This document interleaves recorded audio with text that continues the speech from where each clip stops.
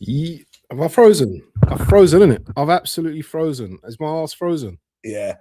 Oh my God. What a great start. Anyway, welcome to the Monday Night Madness show. I can't believe, how come I'm still frozen, man? What's going on? Am I still frozen? Yeah. Anyway, you can hear me anyway. So yeah, just keep that image in your head anyway for the moment, man. But anyway, people, welcome to the Monday Night Madness show. I've got my boy Johnny Talks Calcio TV in the building for another one. It seems to be one of the residents on the show. You know, we turn up, you know, each and every week. None of this, you know, I can't turn up today kind of stuff. We've got to be consistent in this thing. Bro, I don't like this, man. Let me just refresh my page, man, because I don't like this. All good. No worries whatsoever. No worries whatsoever. How's everybody doing today? How's everybody's Monday going? Got a lot to get to today. Got injury talks to do. Anyway, I'm back. Can you see me? You're good. Okay, sorry about that, people. So as I was saying, man, there's a lot to talk about today. Yeah, just because, you know, it's international break doesn't mean it's not Arsenal. You know, we need to talk about Arsenal. World Cup is just around the corner. I think 2-3 months, you know, you've got the World Cup. There's a lot of managers, a lot of confederations, you know, quote unquote, you know, protecting players now because it's coming closer to that date. I never believe, as a British guy, that England will ever win the World Cup again in my life.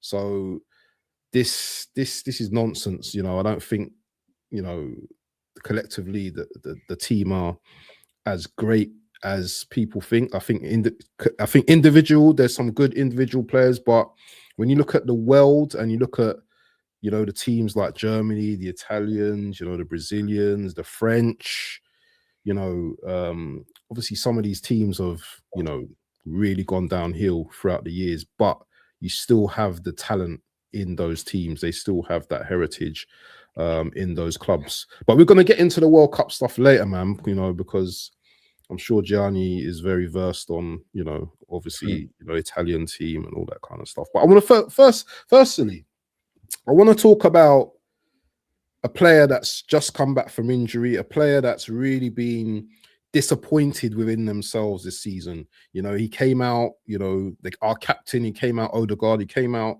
saying that he's really been disappointed with his season so far. There was talk of a fallout between him and Arteta and the things that Arteta said that annoyed him. But he's back, apparently. Apparently, he's back. So with saying that, with Odegaard being back, what? And I want you to break it down. Yeah, I don't want you to. I know what you. I don't know what you're gonna say, but I kind of got an idea. What are we expecting from Captain Odegaard as he's coming back? What are we expecting? I'm gonna shout the chat in a minute, people. Nothing at all. What are we really expecting here? What are we really expecting him to do?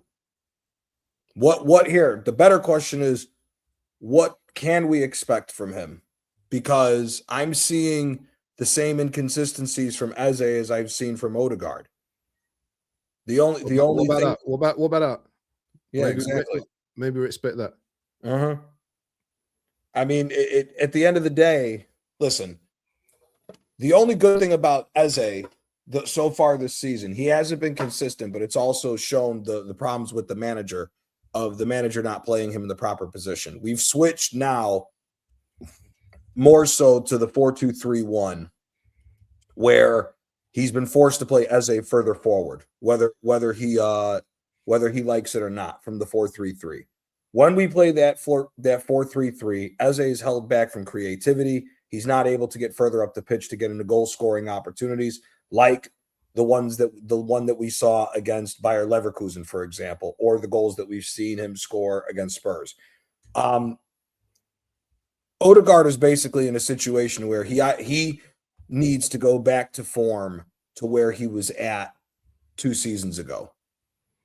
He needs to get back to his goal scoring form and his creative form that he had. I don't know if the way that we've been playing is going to allow him to do that, in my personal opinion. That's going to be more so on the manager. If the manager plays a 4-2-3-1 and puts him further up the pitch and he's able to be more creative, maybe we can get lucky with him for 7 games. You know, obviously it's 7 games for the season, but for however long it is till Eze's out. But I'm not expecting much. There's not really much to go off of that he's going to come back and turn into Odegaard from 22-23 or 23-24. There's not enough evidence to show us that the way he's played that he's going to go back to that. And if he's the same old Odegaard that we've seen since he's come back, our offense is going to look even more stagnant than what it has been. So, and that's the worry. A leopard doesn't change its stripes or spots or whatever. Sorry, whatever. The saying. And people might see it as a negative thing, but this isn't the start of the season where, you know, a player's had an injury and then they're coming back and they can get into the flow. This is squeaky bum time for us now. The next 4 games, 3-4 games are going to be pivotal for us in terms of Champions League and the Premier League. And we don't need someone that's going to be coming back that is going to be evading tackles, that is not willing, you know, to pass the ball to Gyökeres, because I don't know, we've seen it before already, yeah? Saka's his bum chum or whatever. We can't afford the captain of Arsenal behaving like this, in this manner, you know, being scared, you know, going down injured every 2 minutes. Because if you look at the whole team and you look at the 11, these guys are walking wounded. These guys are the walking wounded. Yep. And we're going to talk about the injuries and stuff in a bit. But if Odegaard can look at the likes of the Declan Rice, the like of Zubimendi, yeah, who have played like crazy minutes. Apparently, Zubimendi, he's never played as many minutes of football ever in his career. Nope. We know why. But yep, Odegaard really needs to have some balls now, doesn't he? Because he will be looked at, if we bottle this, he will be looked at as one of the biggest bottlers in Arsenal's history as a captain. Oh no, he will. No, not one of. He'll be the biggest. From this point in time, this is the biggest bottle job in history. Let's not big up Dr. Seymour, but let's not. No. Let's be honest with ourselves here. This is the biggest. If we go from where we were at, walking into the League Cup final, we gave up that trophy. If we bottle this season and we walk away with nothing from where we were walking into that game against the League Cup final, this is the biggest bottle job season there is. Is it worse than the Man United? Brother, we've been talking about 2 trophies mandatory for him to keep his job. Oh yeah, because of the billions that's been spent. Exactly. That's why this is the biggest bottle job. I'm sorry. You take everything into consideration. There's been $1 billion spent with him in charge. He got everything he asked for. When you look at the scenario of the fact that against Villa, I always bring this up from last year, when we blew that 2-0 lead against Villa at home last year, when we ended up drawing them 2-2, and the injuries came out from that game, he said, we knew that we went thin this season. He purposely said that. Everybody turned around and backed him and said the whole reason why Arsenal didn't win the league was because of injuries. Right? Mm-hmm. He comes into this season. I think it's just under or just over $250 million was spent in this transfer window with buying players. I mean, Naughty was 50, Eze was 60, Gyökeres was 60. Ooh. Exactly. So Capier is 60 or 50 around that. Capier is 50, but comes on this year. But again, yeah. start tallying up the amount of money that we just spent in this past window. Everybody said we spent all this money to now have a squad big enough to fight for all 4 titles, and we have been. We have been. The Mhm. problem is we all said that we wanted at least 2 trophies minimum, with one of them being a major and one of them being one of the domestic cups. Domestics. That, at least that's what I've said, because I've said from the beginning we're not winning the Champions League. I've said that from the beginning of the Mhm. season, we're not winning the Champions League, right? So we said 2 trophies mandatory. Bro, if he walks away this season with nothing, it's the biggest bottle job in history. I'm sorry. There's no way getting around it. There's no way getting around it. Let me stop you there, Johnny, yeah? Because our fan base, most of them are quite fickle. They will cry, they will use the World Cup as, you know, a time to reflect, a time to get their thoughts, and then they will come back and they will say, and we go again. We trust in a manager. Let's go again. They've already started that, bro. That's the whole reason why this injury excuse is starting to come around already. So no one's questioning. No one's questioning. People are not, bro. There's already go listen to some of the people that are already spinning it, saying that either A, Arteta is the best manager now in the world with the dark arts, recalling. A lot of people are spinning this that he's recalling players and not letting them leave. Let me ask you a question, Johnny. Yeah. Hmm? Would a top manager still be getting more out of this team? Yes. That's not even a question. Yes. So by us, but it's not by us, by fans moaning about injuries and blaming it on injuries, don't you think that's a bit of a cop-out? It is. 100% it is. 100% it is. I'm sorry, it is. Injuries was the excuse last year. We added however much more we added however many more players to the team. The manager has refused. Here's the other reason why injuries isn't a proper excuse anymore. The manager has refused to rotate. The manager has refused to rotate players properly. I've heard you say this so many times. When we look at streams, when I've we heard look you at, say this say it so many times. But look what here. Let's talk about Odegaard, right? Odegaard is only in this team because Arteta's the manager. Ethan Nwaneri had a falling out with this player, with Odegaard. That is the whole rumor to why Ethan Nwaneri was sent away, was because he had a falling out with Odegaard. It's not because really. Yeah. Oh yeah. Again, with the manager. Shout out to Aaron Talks Arsenal. One of his last call-in shows, Lawrence, who is a longtime Arsenal fan. Yeah, I know. He's been Arsenal game for like 50 plus years. Yep. He has some friends that are close to some of the people with the youth academy and everything to do with Arsenal. His friends who have close ties to the club said, this is, and I'm just quoting what he said, that Nwaneri had a falling out with Odegaard, which is what led to Nwaneri getting loaned out. Now, big up AFC always. Big up AFC if that is the case, you chose Odegaard over Ethan Nwaneri when Ethan deserved to get minutes coming into this season with the way he played towards the tail end of the season last year when we called upon him. We all said at the beginning of the year we want to see Nwaneri to still get minutes, right? He chose Odegaard. Nwaneri leaves, and Nwaneri's been balling out at Marseille ever since he got there, right? He has refused, and we have said for however many weeks we've been doing this show that Lewis Skelly needs to start getting some minutes to rest Zubamendi, to give other guys rest, right? Norgard has still not played a full 90 minutes in the Premier League. Do you think he get? Do you think he get the FA Cup? Well, he's going to have to now, unless this guy's an idiot.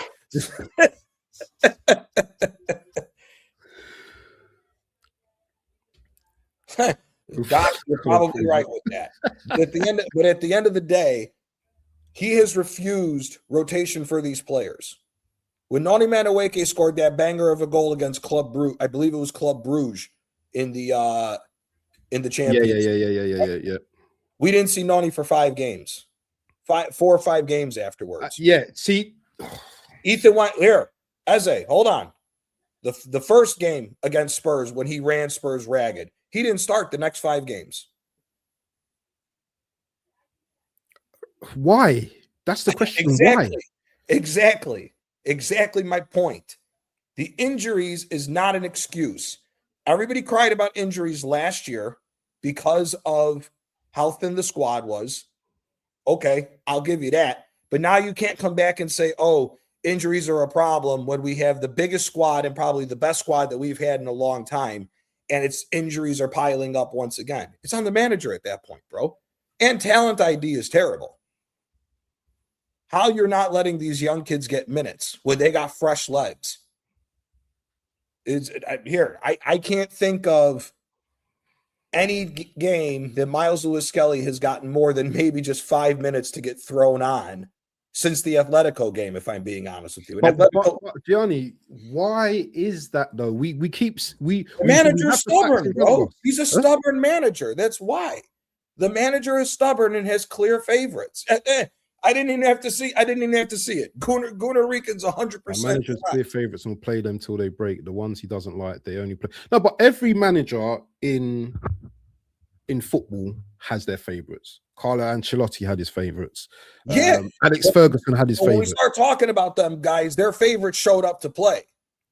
That's why the favorites got in. But guess what? Even when the favorites showed up to play, they still had to get rotated, bro. Any team you want to go down in history with to talk about, any team that's won or is successful over a period has rotations. People who don't want to say that are just ignorant to football then. Exactly. Big up Gunnar. Exactly. Not only when they're not on form, but again, even if they are on form, players will get a break. Maybe they'll come on for a 10-minute cameo at another game, but they got majority rest. That's what you have to do when you play this many games. He's refusing to do it, and now the games are piling up.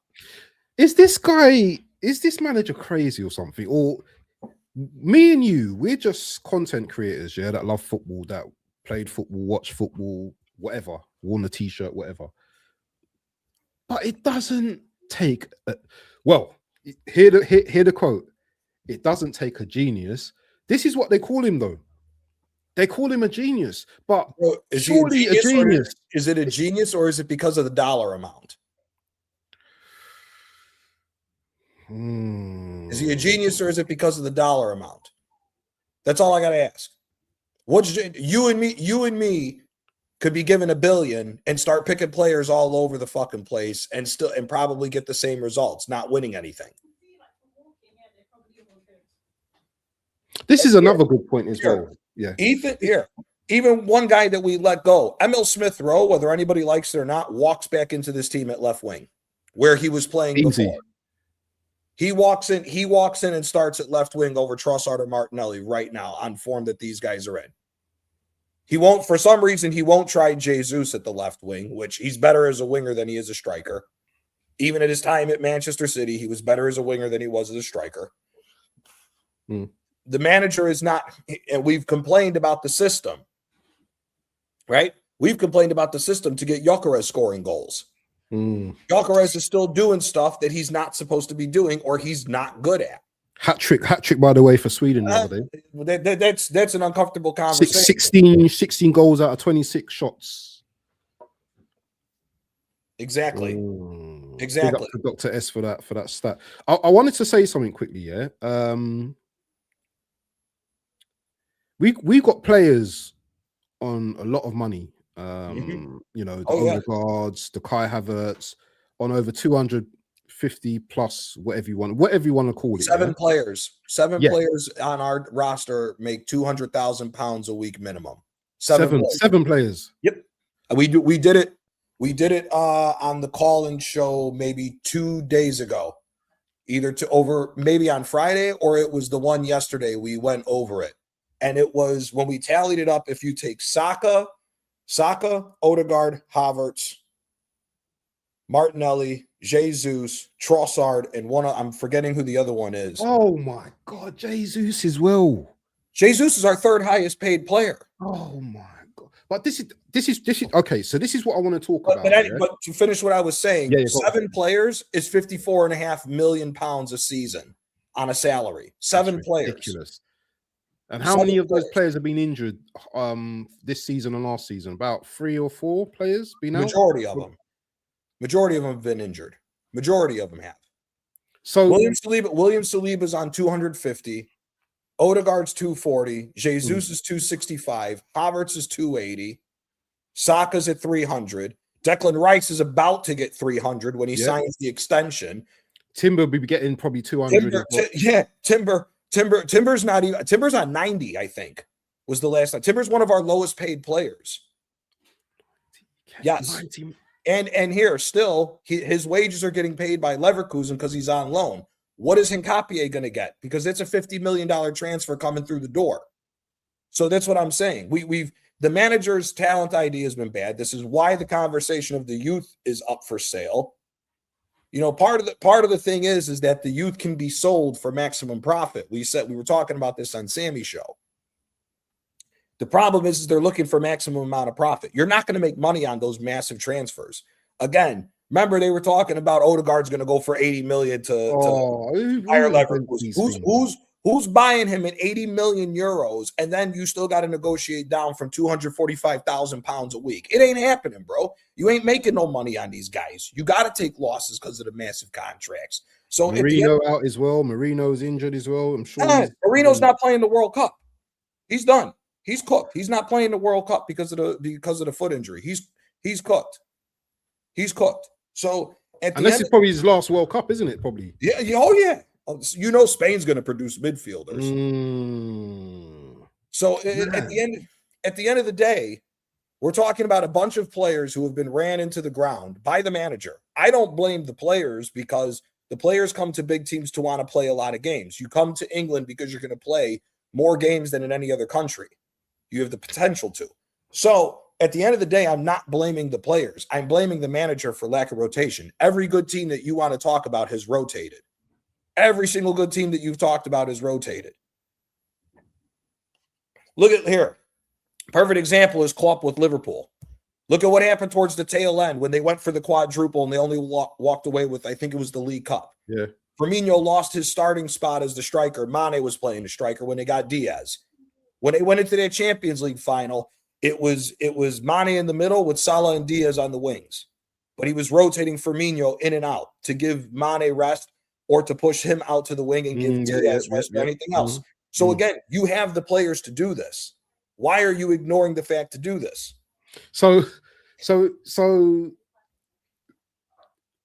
logically, yeah, Arteta likes his players to play in different positions, but he wants to play that same player over and over and over and over and over and over and over and over and over and over again until they're finished. Yep. And then he decides, oh, let me bring someone else who can't really play too many positions, only can play the one position. It's crazy. It's it's madness. But I wanted to press you on this one, yeah, because summer transfers, do you think Berta's going to be under a bit of pressure? Because one, we've got lots of players on 200 plus, which we've just spoken about. Shifting those players for a decent price is going to be very difficult considering their past injury records. And I know you spoke about this on previous shows when I've been with you, yeah, that we should be focusing just on a left winger, putting a large amount of money down on a left winger in the summer. Because we've got Gyökeres, and I think next season, he's going to be a much better player.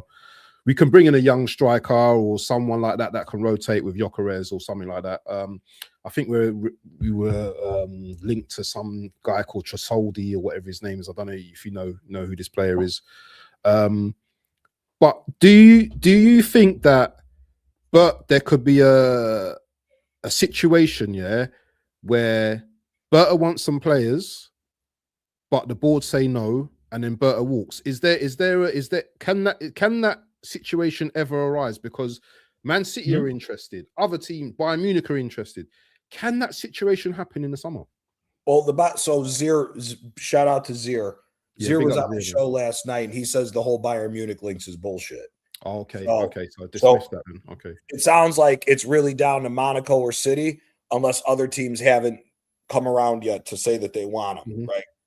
I don't think, me personally, I don't think Berta walks. Simply because for me, I think Man City has way too much to do.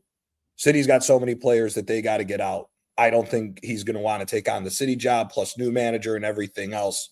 And plus, even though I don't think anything will happen, you still got these charges they got to figure out about and everything else with City. So I think City's more of a mess for him to go to than to staying at Arsenal. For me, the transfers are all going to depend on what happens this season. I think it depends on what happens this season, if I'm being quite honest with you. We talked about it on Sammy's show. We've talked about it on other shows. The look that Josh Kroenke gave Arteta after we came in second place at the League Cup, I think tells a story that a lot of people are uncomfortable talking about. That I think, yes, I think there's going to be a shakeup. Now, the question is what ends up happening with the shakeup and who you're getting rid of before you start bringing in players. If Arsenal is bringing in massive players, fantastic. You still got to get players out because the wage bill is absolutely insanity. If you look at Capology, that's the website I was looking at. If you look at Capology, they only have 6 guys because that's what the salary is this year. Bukayo Saka is turning into $300,000 next year, along with possibly the same thing with Declan Rice. Yep. And Rice is already on 240. So, and then you have the uncomfortable conversation talk that Havertz is that Arteta wants to try to get Havertz extended even because he's going down to 2. Yep. That's a talk that he's going to extend Havertz.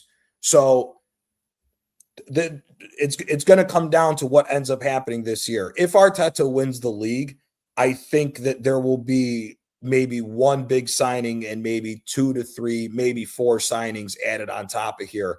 And then we see what ends up happening. So we're not going to sell no one then? No, we'll sell some people, but I don't think it'll be as much as people would want or would hope to see. Maybe 2, 3 out or something? Yeah. Like for me, the easiest one you can move is Martinelli. Martinelli came for very low money. He's basically a pure profit at this point because his books have been paid. I think we only paid like what, 7 million for him, maybe 8. Yeah, it wasn't that much money. So Martinelli, Martinelli's 180,000 a week. You get that off the books, and if you can convince somebody to pay 25, maybe 30 million for him, if you're lucky, that's a good chunk of change that you get back from him. But Arteta loves him though, doesn't he? Arteta loves Martinelli. Here's the problem. He may love him, but if you don't have the money to keep going at the rate that we're going, if it's not going to make sense financially, which is part of the reason why Berta was brought in, I don't think, again, this is where there's going to be conflict of interest behind the scenes of who Arteta wants to get rid of and who Berta may have to get rid of. Again, Martinelli, for me, should be sold before Ethan Nwaneri or Lewis Skelly gets sold, in my personal opinion. Because if you're gonna need players that aren't injury prone because of what the manager's done, you're gonna need players with fresh legs. Lewis Skelly and Nwaneri got fresh legs. Same thing with Dauman. The youth cannot be touched at this point now. We need to incorporate them for minutes next year. You know what's annoyed me though, Johnny, is that the links to MLS, no one from the club has come out and said he's not for sale or anything like that. No one's come out and denied it. So are these rumors? Do you think there's some smoke to these rumors, some truth to these rumors? Bro, these kids are talented. They got to get minutes. They got to play. It'll force players out. And again, we're selling to our rivals, man. What is that? Listen, if you had to sell the youth, I wouldn't sell none of them kids within England. I'd sell all of them abroad. Yeah, especially not a rival, because again, we don't know what the situation is at United. Me personally, I don't think United's going to be in the same boat as they are next year, because it's one thing to play once a week as it is to play in Europe and play multiple games. So I'm not sold that United. Some of these United fans are talking about, oh, we're going to be in a race next year. I don't think so. Yeah. I don't think so. I think United will be fighting for top 4 next year if they're lucky. Probably a Europa League team once they start getting everything else, unless United gets a massive amount of money dumped into them. But I just don't see that happening. So for me, I think that's why I wouldn't sell Skelly. They're trying to get Skelly for cheap. And if you look at it on the flip side for us, again, it's pure profit. So pure profit on a cheap player might go further than what you might have to take a bath on with some of these other players. But for me, I wouldn't sell none of the youth players. I'd keep them all. Yeah, definitely. Definitely. If you got to take a loss, sell Havertz for fucking 20 million. Because when they come in for give him Havertz, innit? Man United, come and get Havertz, man. Come and get Trossard. Here, sell him at a discount. Sell him at a discount, take the loss, because the long-term damage that's going to happen with your yearly salary is where the problem is. You know, I think a year's salary at Havertz's wages is he's like on 17 million a year. 17 million pounds a year is what? Yeah. So imagine if you get rid of him for 25 million, you also got 17 million coming off the books. It's a total transfer of 42 million. If you give me 42 million for Havertz, I'll drive that motherfucker to you, in my opinion. I'll get you out of here. Quick one, yeah. So on to Eze, yeah. We profiled Eze as a left winger, yeah. Eze is a left winger. We brought him to play the left wing. There's so many problems and so many things I've got to talk about with Eze, yeah. We profiled him as a left winger, yeah. He came in, he had hardly any opportunities up against Odegaard. Odegaard was the man until Odegaard got injured. Then he kind of warmed up into that 10 position, got dropped again because he was played on the left in one game, just to accommodate Odegaard. And you know, he got dropped for a few games. Then he's come back into the team. You know, he scored a hat-trick against Tottenham. He's starting to look better now. You know, the goal against Leverkusen. Then he scored against Crystal Palace as well. He scored against Crystal Palace in the league as well. He scored that goal in the FA Cup too against Mansfield. Yes. Yeah, exactly. So he's warming up now. He unfortunately picks up an injury now, and he's out for like a 4 to 6 time now. Yeah, 4 to 6 weeks. But there was news that said that he might be back for the Man City game. And when they say he might be back for the Man City game, do you think that this might be rushing him back? Of course. It's a week, brother. Everybody you can think of has been rushed back. Crazy. Gabriel Magalhaes on the hamstring tear wasn't supposed to start the first month of football. Starting the season. A lot of people forget that he had a hamstring tear too at the end of last season. He wasn't even supposed to start. He wasn't supposed to be there for the first 3 games of the season. So at the end of the day, he's rushing players back no matter what. But this is also the problem. Again, we rush Saka back. Let's call it for what it is. We rush Saka back because everybody put their everybody threw their hats in because we weren't catching Liverpool, and we said, you know what? Well, let's rush Saka back and risk his health because there's a possibility of us winning the Champions League. Well, no, there wasn't, and Saka hasn't looked the same. Saka's first 6 to 7 games since he came back from the injury last season, he was good and was running on adrenaline. You can make a case that he was running on adrenaline. After the adrenaline gave out, Saka ain't been doing shit. He hasn't. I don't care who feels what type of way, calling him star boy and all this other nonsense. He hasn't done what he's supposed to be doing, especially when you consider the fact that we've given him the captain's armband. And since we've given him now the captain's armband since the contract extension. I mean, I'm not even a big fan in GA like that, but if we take everything considered, the guy's only scored 9 goals. This season. He's only scored 9 goals in all competition. He's on 40 games. 9 goals in 40 games. That's crazy. Only 6 assists. So for the GA merchants, that's 15 GA over 40 games. I'm sorry. First off, world class? No. Second of all, if you're looking for more goal scoring, if we need goals and everything else, this is where the conversation comes into play. He's not scoring goals. So if Saka's not scoring goals, Trossard hasn't scored goals since December. Trossard was who we were relying on through the first couple stages of the season because he was scoring goals. His goals have dried up. Martinelli's only been scoring goals in Europe.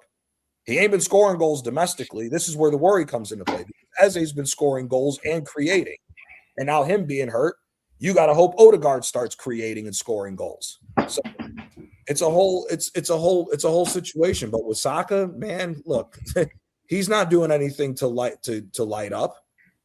I mean, we were all said when you hopped on my call and show before the League Cup game, we all said if we go off, if who should start and who should be starting on form, it's a completely different 11. We all said Madueke should be starting the League Cup final on form. Mm-hmm. That speaks enough to what the problem is with these injuries. They're all the walking wounded. It's crazy, bro. It is absolutely crazy. So when we look at the injuries, we've got quite a few injuries. I'm even hearing Martinelli he's got a bit of a calf injury. Now, are some of these injuries genuine? All of them genuine, or are there some of them tactical? I think they're all genuine except Odegaard. I think Odegaard's injury was to protect Odegaard from being thrown under the bus for any more situations with what happened with him and Arteta. I genuinely don't believe Odegaard is hurt. If he is, I'll hold my hands up and say I got it wrong. But I genuinely think that Odegaard has been thrown to the side because Arteta has realized that he lost a body in Ethan Nwaneri because he chose Odegaard over him, because Odegaard is the quote-unquote captain of the team, and Odegaard not showing up when counted and then walking off the pitch with that little limp and everything else the last time he was playing. I think he's thrown him to the side and just said, I'm going to try to get through this season without him now. I genuinely don't think Odegaard is hurt. I think that is more of a Arteta thing. It's an ego thing, correct. He threw him under the bus when he had the chance. Remember, was it you or was it on Sammy's show when Sammy brought up that quote? I don't know if it was Sammy or you that brought the quote up, but it was basically saying that Arteta in a press conference said, I tell Odegaard to go forward, but he hasn't been doing it. It was something along those lines. Yeah. I remember that. I remember when he said that. Yeah. That Arteta said that in a press conference. And we all were like, well, is that Arteta using a deflection game and now blaming Odegaard for his lack of performances? Or is it a deflection because his tactics aren't working? And to that point, it was more so that the tactics weren't working and Odegaard was shit.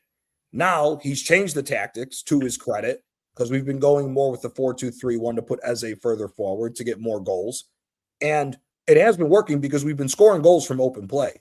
It hasn't been only corner kicks FC like people have been trying calling us. So we have scored some goals from open play, but Odegaard, I don't think he's genuinely hurt. I think that's an ego thing with Arteta. Everybody else, I do believe, is hurt. Yeah. In Capier, I don't know if you saw that video I posted in the group where he was running back and looked like a hamstring. Looked like a hamstring.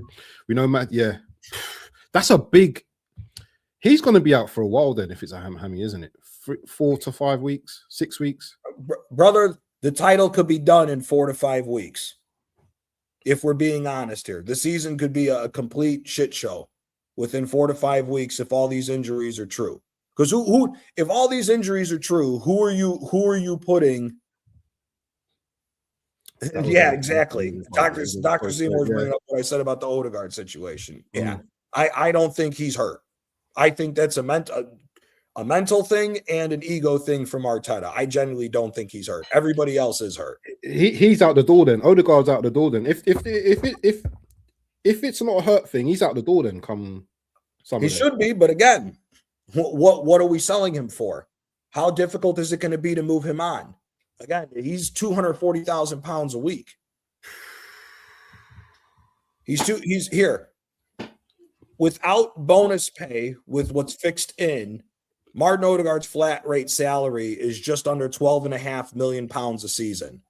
With bonuses, it goes up to 50. With bonuses, it's nearly 16 million on his contract when you include the bonus pay for him to hit stuff. Now, he's not going to hit the bonus pay with us, but that's how much that now you got to hope a team is going to come. Who's going to pay for Odegaard? Man United?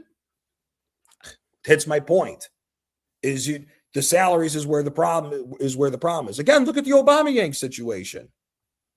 Nobody was going to pay for Aubameyang because of the salary. We bought him out so we could get rid of him. But again, the Aubameyang situation's a completely different thing than this. He was being played out of position. He had a problem with the manager, with personal stuff going on. So that's not even where we're going with this. This is more of an ego thing that Arteta has to get him out because he's shown that his boy isn't doing what he's supposed to be doing anymore. So that again, but with the injuries, no, dude, we got legitimately 10 injuries. And if you look at the teams that we're playing, it's stretching us thin. Now, Trossard, I don't remember being hurt unless he got hurt during the League Cup game. So maybe Trossard could be the only other one, and maybe Martinelli could be the only other. No, Martinelli went physical discomfort, it says. Physical discomfort. Okay. But yeah, Trossard may be the only one that's another tactical, but the others, I generally think there's injuries there.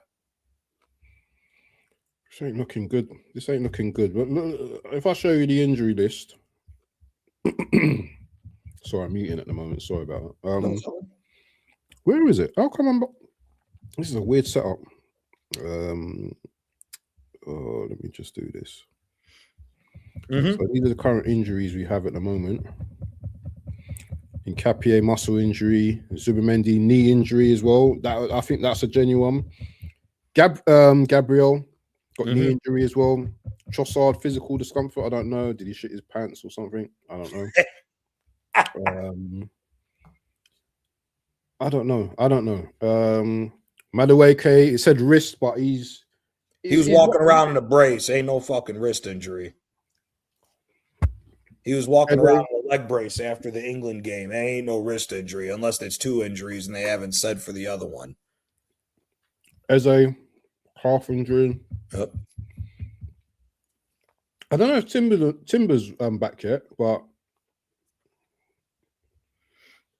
he might be fit for the Southampton game. Odegaard, apparently he's back. Obviously, Mourinho's out as well. Who knows if Calafiori, your boy Calafiori, gets injured tonight as well? Because we know he's made of glass. Tomorrow night. Oh, tomorrow night. So, you know, there's no... Bro, we're in trouble right now. Are you actually confident about winning this league right now? No. I'm feeling a bit shaky. I've not heard no Man City injuries or anything. Bro, because they've rotated. Cherky wasn't playing for a few games. He's rotated his players. Again, bro, what else is there? Listen, the only reason why I'm at a 52.5% in favor that we're still winning the league. And the only reason why it's at that level is because I still don't trust City. Now, if City comes back from this international break and starts blowing the doors off of teams, then that'll change. We're in trouble. We're in trouble. Exactly. And look at the 4 games that we got in the Premier League. Bournemouth is the first one. Man City, Newcastle and Fulham. Those are our next 4 games. Fulham's not an easy game. Those are not easy games. The next 4 games could decide everything. Now, here's the only caveat to that. City's got Chelsea. If Chelsea pull a miraculous draw and we beat Bournemouth, for me, league's done. You got your points that you need now to go forward. The league's done at that point because if how many points are 11 points, 12. If they draw and we win, even with the game in hand, it would put us up to 12. Right.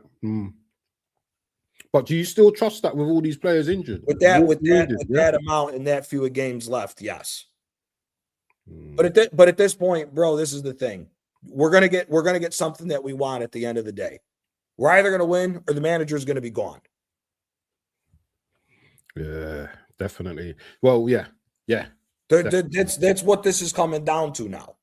We either are winning some silverware and bringing some stuff home, i.e. the league, and maybe an FA Cup, but the Champions League is not happening. And if he doesn't win them, then he's going to get sacked. There's no ifs, ands, or buts about it. The worst thing for me, yeah, and call them soldiers or whatever you want, yeah, but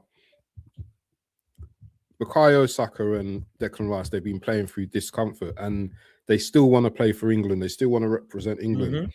Do you think that sometimes the player has to say, you know what, let me just hold my horses, yeah, because we got a Premier League to win, instead of like going to a meaningful friendly that means nothing at the end of the day?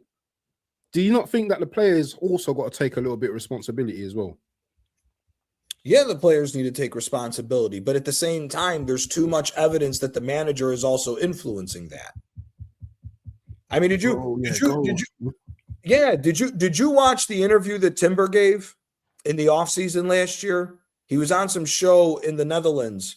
I guess it was you're all good, brother.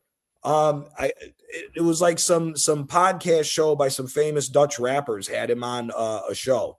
Lee did the watch along for it, and yet shout out to Yasser. Yasser was translating. Yasser was translating the whole interview for him. Timber, a day before the PSG second leg, could barely walk, and he was still forcing Timber back out onto the pitch. So yes, you can blame the players as well for not having the gall or the balls to say, "Listen, man, I can't play. I'm hurt." There is that to it, but then at the flip side, then you have to wonder, with the way he's forcing guys out there, are guys doing it because they know he might bench them and they may you lose your place. That's exactly. It. Yeah.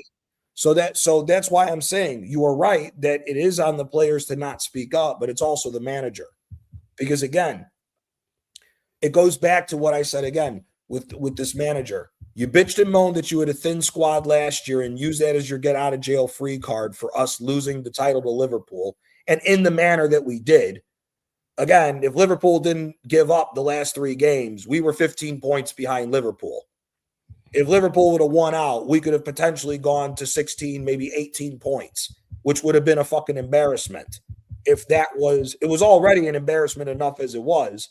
But again, the manager came out and used that as the excuse. Oh, we went in thin. The injuries. You got the squad depth that you wanted now, and we still got all these injuries. There's only one person to look to. It's crazy, man. It's crazy. Is there anything else you want to catch up on? Because I was going to do like an overrated Arsenal 11, probably an all-time overrated Arsenal 11. You up for a little bit of fun? Yeah. Let's do it. Chat, get involved. Okay, so let's start with the goalkeeper. So when we say overrated, yeah, do we say like someone that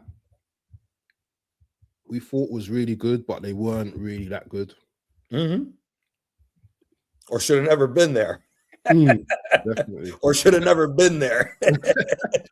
So in goal. Do you know what? Let's do. I'm gonna do the big up to inconsistent. What can't I say it? Big up to you anyway, man. I know I'm tongue tied. Let's do it overrated 11. Yeah. Let's start with the goalkeeper. I'm gonna do a visual one so everyone can see it. Yeah. Where is my football thing? There it is. Football creator. Okay, so let's start with a goalkeeper. It could be any era of the goalkeeper. So we've had a few crap goalkeepers during the years, you know. Likes of Almunia. That you just said my pick. Is it? What about Aaron Ramsey? Aaron Ramsey for goal? You mean Ramsdale? Sorry, Ramsdale. Sorry, yeah, Ramsdale. Oh, he's not more than Almunia. He's not more than Almunia. I mean, Almunia's got to be the worst, isn't it? Almunia cost us the 07-08 title, man. We can blame the injury to Eduardo as much as we want. Almunia was shit in so many fucking games that season that cost us. He's going in goal.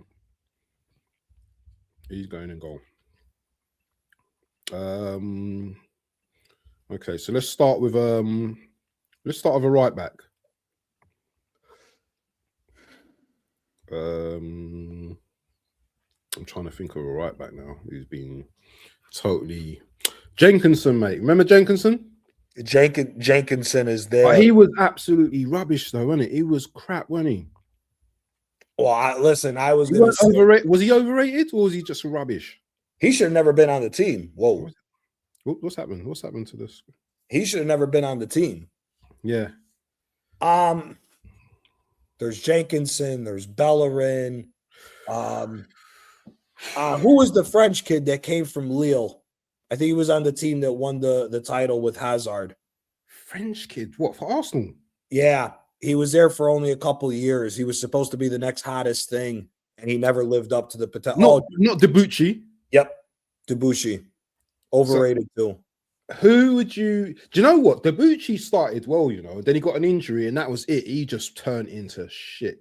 Yeah, yep. He turned into exactly. Shite. Exactly. Who would you put as a right back then? Out of those that you chose, because it's a difficult one, man. Jenkinson, yeah, he was dog doo-doo, wasn't he? Hey, remember he was supposed to be the next hottest thing out of the Nordic countries, and he was dog shit. He scored 2 own goals. I think he scored an own goal from like the halfway. Oh, that's a shout from Dr. Seymour. Which one? Especially if we sell him this year, Ben White, for the amount of money we spent on him, is a shout. We spent like 40, 50 million on his ass. 50 million. 50 million. Yeah, that's an argument to me. But you know what? He's a good player though, Ben White. White played way better than Jenkinson ever did for the club, so I'll go with Jenkinson on that one. And he scored a couple of decent goals as well for us as well. I'll give him cross the ball, benefit of the doubt. You know, and he's he's decent. And anyway, okay, you got the centre backs, yeah. I think so. Centre backs is crazy. So you've had the likes of Koscielny. He's one of them. He's definitely got to be in there because he's one of them. That guy, man. Oh man, he had his moments. He had his good moments, but his good moments was scoring headers on fucking corner kicks. He'd have worked well in this team. Yeah. He'd have worked well scoring corners on this team. Actually, let me change the kit. So Koscielny.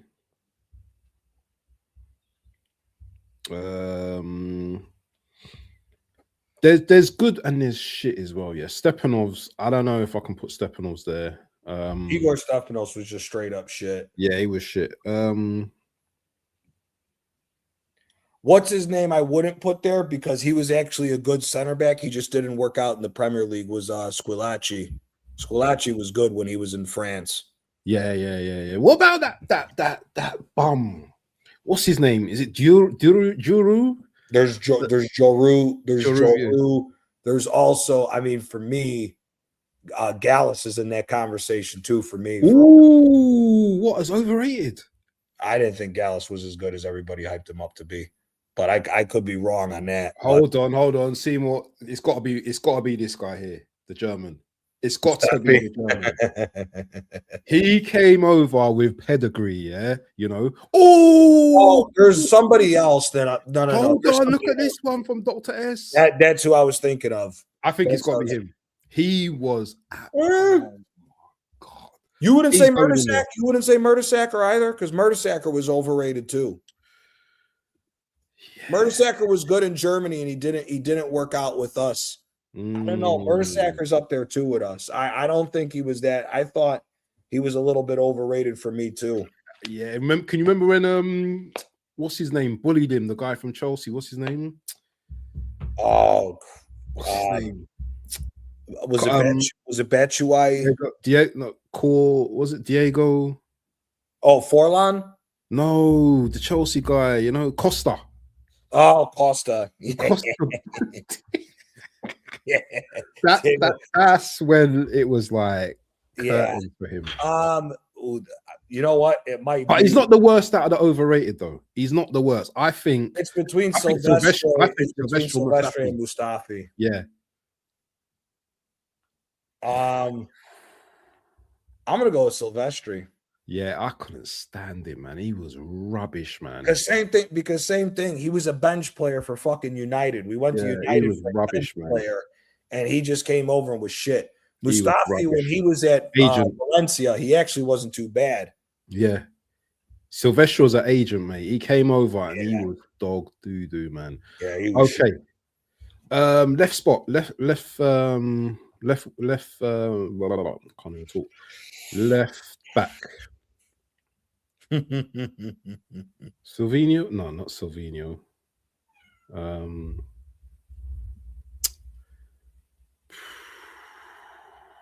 We've had some terrible left backs, haven't we? Are you thinking of your boy Calla? Oh my god, He's one of them. Dr. Seymour, man, he remembers all of these guys, man. Remember this guy? Santos was one, but you know who I also thought was overrated? We just hyped him up. Was Kieran Gibbs. I never saw what everybody said they saw in Kieran Gibbs either. I thought he was a load of shit. Yeah, Gibbs weren't all that at all. He was just like, hey, Lender. Plus he was injury prone too. Yeah. He was injury prone too. Everybody loved him because he was here as a young kid, but I didn't see what everybody. Oh, you know who else? Kolasinac. He's another one. Ooh. He's another one. Everybody thought that this motherfucker was the next hottest thing from Schalke, and he was dog shit. Yeah, he had to change his position. He's still playing as a center. He had to switch to a center back. He's 10 times better as a center back than he is as a left back. Who the fuck is he still playing? Is he He's still at playing? Atalanta. He's one of Atalanta's 3 center backs. Yep. Oh shit. Yeah. I didn't even know that. But you know what? It might have to be Andre Santos, to be honest with you. Yeah, Santos. He scored a good goal, I think, against Chelsea, and that was it. He was dog to. Yeah, Gibbs, Santos. You know who else? He did play good for us, and I'll give him his props, but I still didn't think he was all that. I wasn't a huge fan of Monreal like that. I thought he was I didn't think he was that great. I thought he played better in a back three. Yeah, when we were playing that back line of 3, I thought he was. He wasn't better. the worst though. I think he was. No, the other guys had way Santos. more shitty games than Monreal. We'll go with Santos. Yeah, let's go with Santos. Okay, what are we playing? A 4-3-3 or 4-2-3-1? What are we doing here? Ooh. What formation do you want to go with? I don't know. That's a good fucking question. I'm trying to run down all the people I'm thinking of that are overrated. Let's stick with the 4-3-3. No, 4-2-3-1. 4-2-3-1. Yeah. Okay. Yeah. So we're going into DM territory now. Yeah. Mm-hmm. Oof. Dr. S has put 4-5-1. Yeah, you could do 4-5-1. I'm just trying to think of the DMs some of the rubbish DMs we've had. A million of them. Have we? El Neni.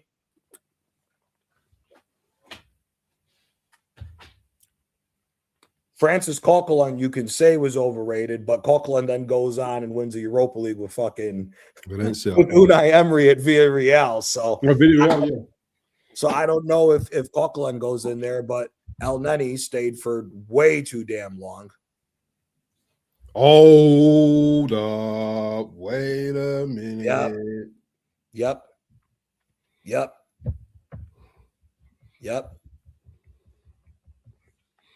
Man, some of these players are shit as well. Danielson, was he overrated or was he just shit?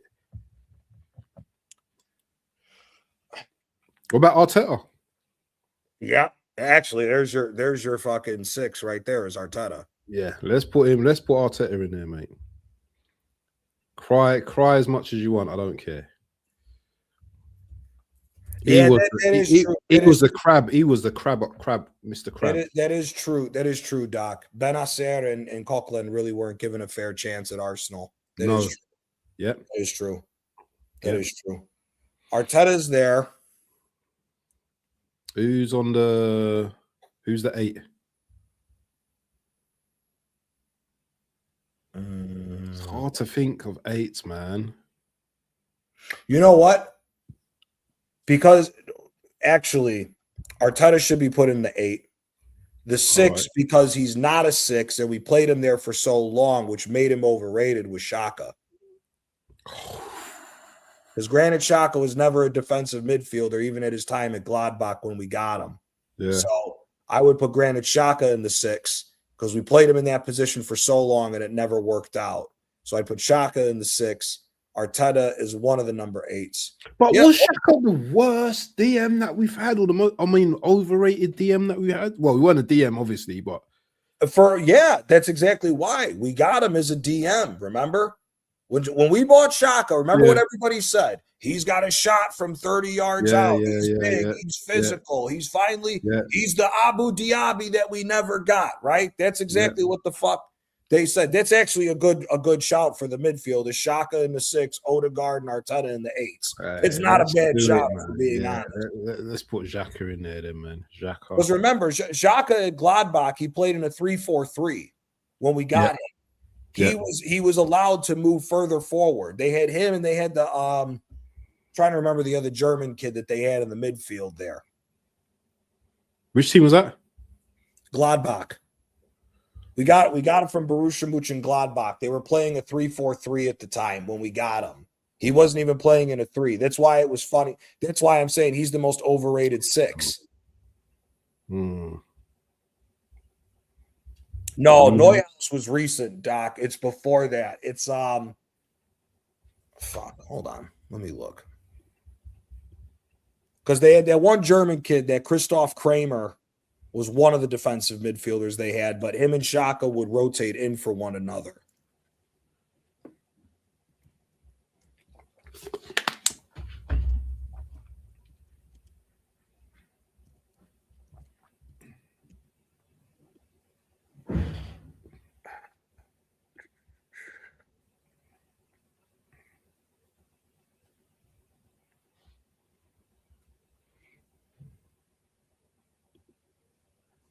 Because he came from Switzerland. I think he came from Basel. Yeah, that's correct. Gladbach 2015, 2016.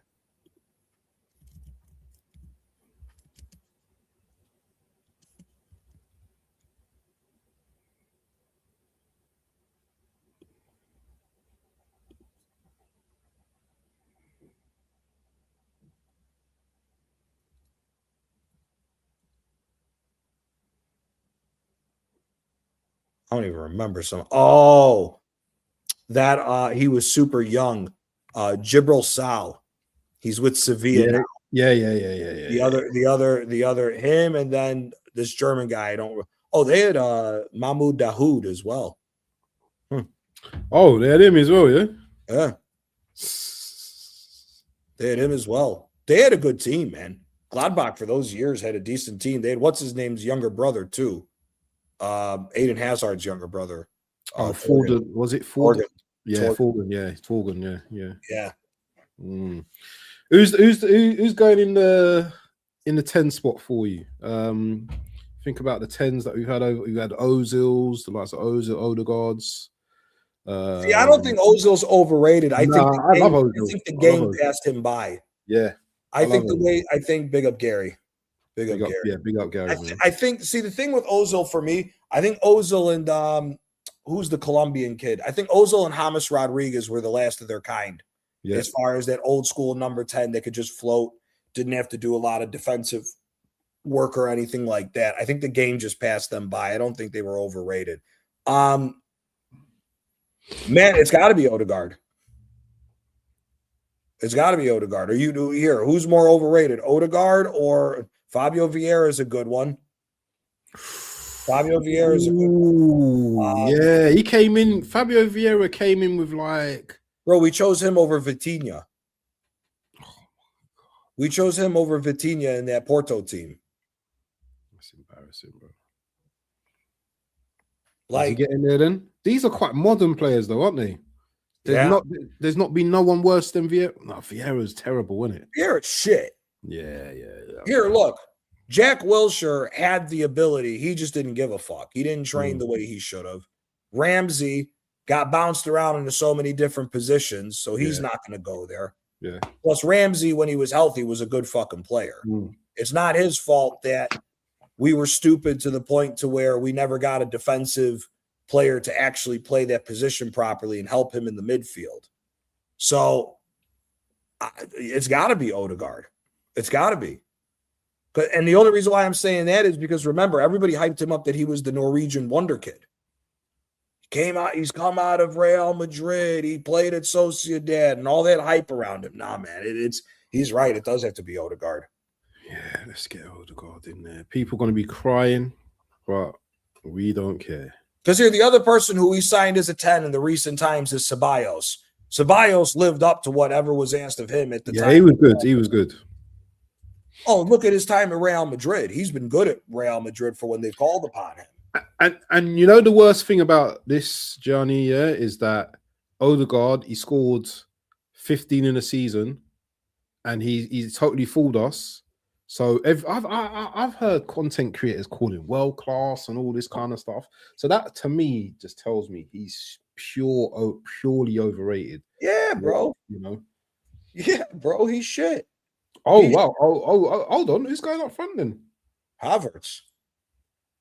Oh, we haven't had any worse strikers than Havertz in our history. Bentner. Hey, Bentner might put away chances more than Odegaard than Havertz in this team. It's true, you know. What about what's his name? That guy, that black guy, the tall guy. What's his Sanogo? Oh, Sanogo. yeah. He was shit. But he scored a hat trick. Could you make the argument Giroud as well? Because if you really look at it, Arsenal is Giroud's worst time. We sell Giroud to Chelsea. Giroud helps Chelsea win the fucking Europa League with Saudi. But wasn't Giroud decent at his French club? He played for Marseille, didn't he? Montpellier. He won the fucking league with them. That's what I mean. We brought Giroud. Remember, Giroud. Was it Giroud, Cazorla, and Podolski were the three guys that we bought after we sold Robin Van Persie? Yeah. Was that all the same? Was that all the same? I don't know if it was all the same at the same time. Oi, Francis Jeffers. You remember him from Everton? Yeah. Yeah, Jeffers is up there too. Yeah, Jeffers is up there too.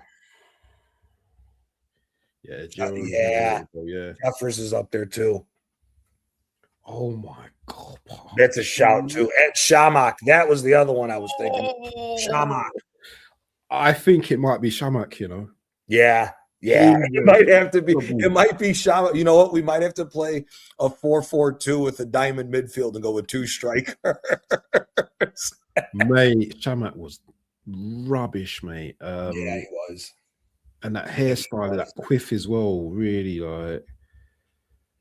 Yeah, but none of these players. It's the flip side of it. Yes. And if we're honest, but is he a striker though? No.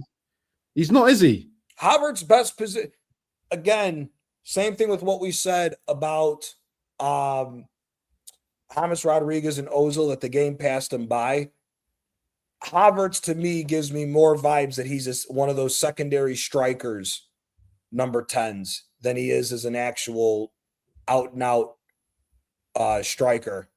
Yeah. Like Havertz, if you go back and look at how Leverkusen played when he had those good years at Leverkusen, he was more as a secondary striker, not as everything was on him.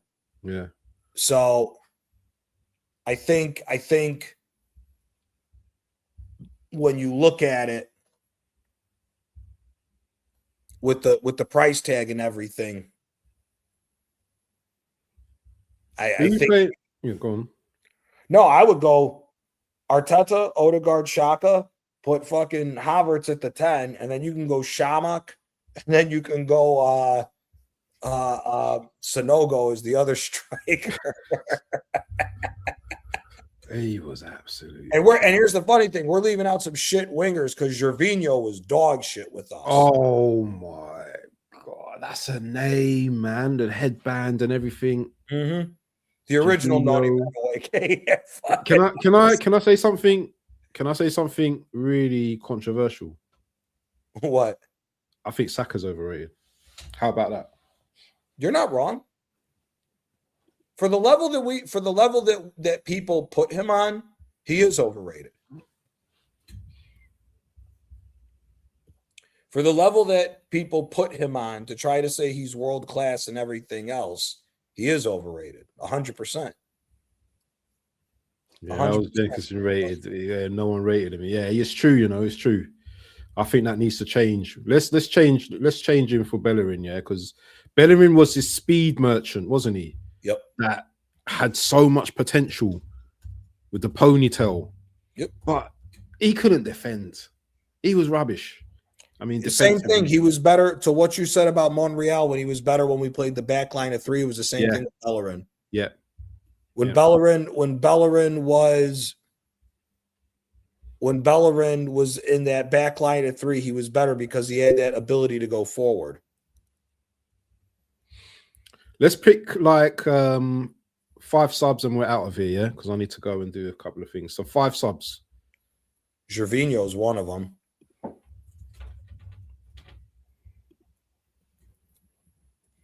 I'll put him in red.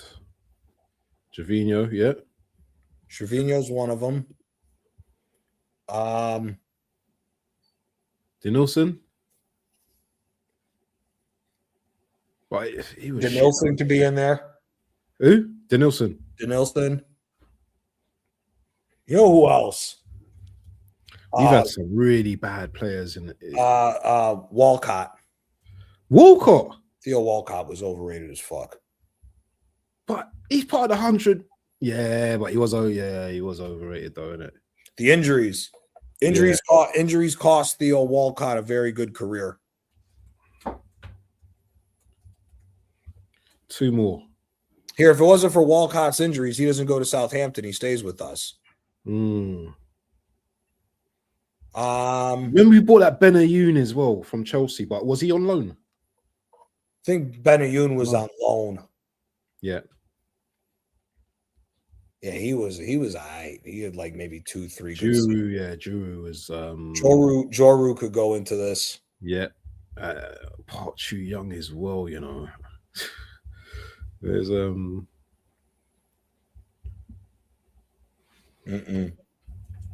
Nicolas Pepe I wouldn't put in there. No. I thought he was decent. Yeah. I thought he was decent. Look at what he's doing. Look at what he's doing at Villarreal right now. Yeah, I know. And he was good when what was the Turkish team that he played for? Match? Trabzonspor. Okay. Yeah, he played for them and was good too. And he was good at Lille. I'm not putting Pepe in that. I thought Pepe was misused by Arteta. Who's the last guy? Do you know what? I'm gonna find someone. Yeah, I'm gonna find someone that's really rubbish. Mustafi. He should be in. He should be in there, man.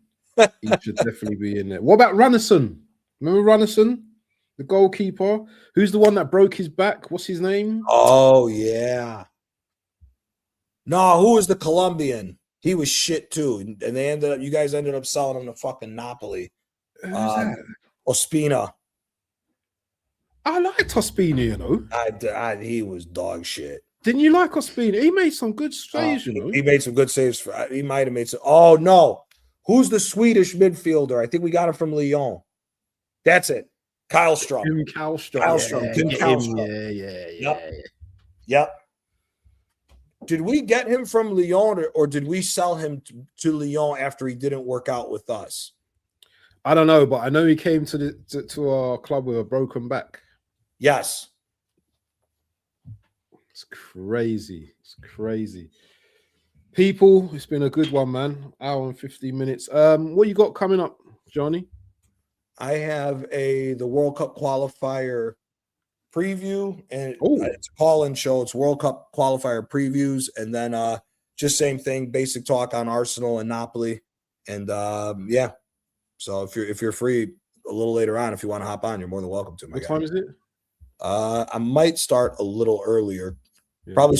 Probably like 45 minutes. Yeah, I might pop down, man. I'm gonna have something to eat and all that. That was it. Spartak. He went to Russia after Lyon. Yep. That was it. No, he was on Lyon. He was on that Lyon team for a few years when they were kicking everybody's ass in France. He was awesome when he was with Lyon. And then how we bought a player with a broken back is so typical Arsenal. It's not even funny. Who was the manager at that time? Was it Wenger? Is Wenger, wasn't it? It was Wenger. It was Wenger. He just saw a cheap deal and he just said, "Yeah, let me get in there." He was a good player, though. If you go by what he did, he was a good player. Yeah, he was a very talented player. Didn't he play in the World Cup, Kallstrom? He played in the World Cup, didn't he, Kallstrom, innit? I think so. What do you think of? He was with Lyon for like 6 years. Wow. He was with Lyon for the last 2 league titles, and then for all the what if seasons that they had afterwards. Yeah. He was a good player. He was a damn good player back in the day. Kim Kallstrom. Yeah, man. But people, man. Yeah, it's been a good one today. Bit of banter at the end. Monday night. What do you think? Hold on, I'm not letting you off the hook. Yeah, go on. What's your percentage meter that you still think will win in the league? Everything going on here with the injuries and stuff.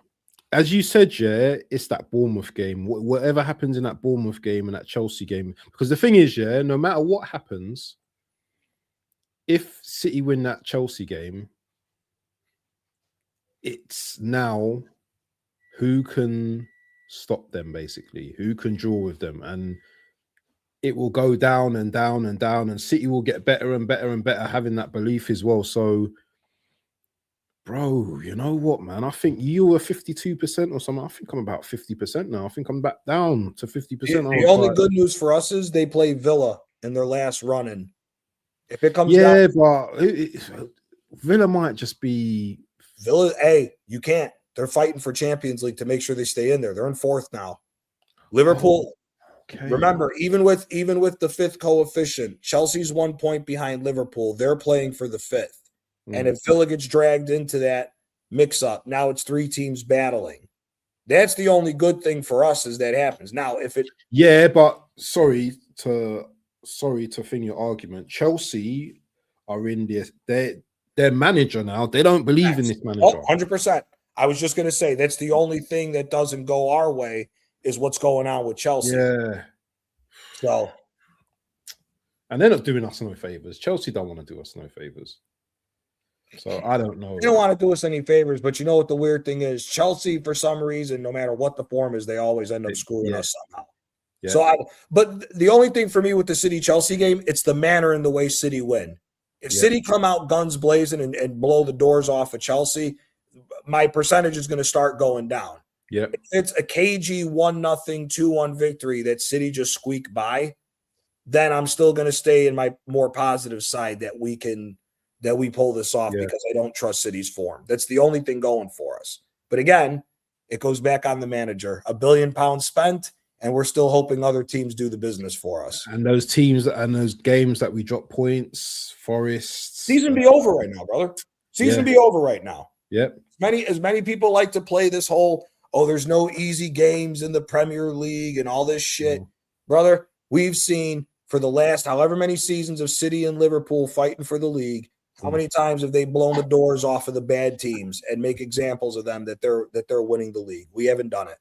That's the problem with us. We never show up when we're supposed to. And people, it's a running in this. Brother, if you can't trust this team midway through the season, what makes you think you're going to trust them in crunch time when the lights shine even brighter than what they already are?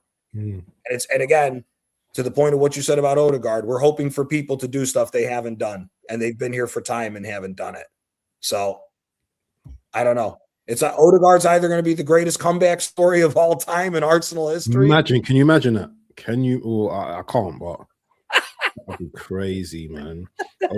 Odegaard bags a brace against City at the Etihad. Can you believe it? Shaves his hair off and everything, skinhead and all that, looking crazy. You couldn't write these stories, man. Do you know what I mean? But listen, I have to go, because I've got things to do, my friend. Listen, people, big up to yourself. Make sure you go and head on over to Johnny's in about 45 minutes time.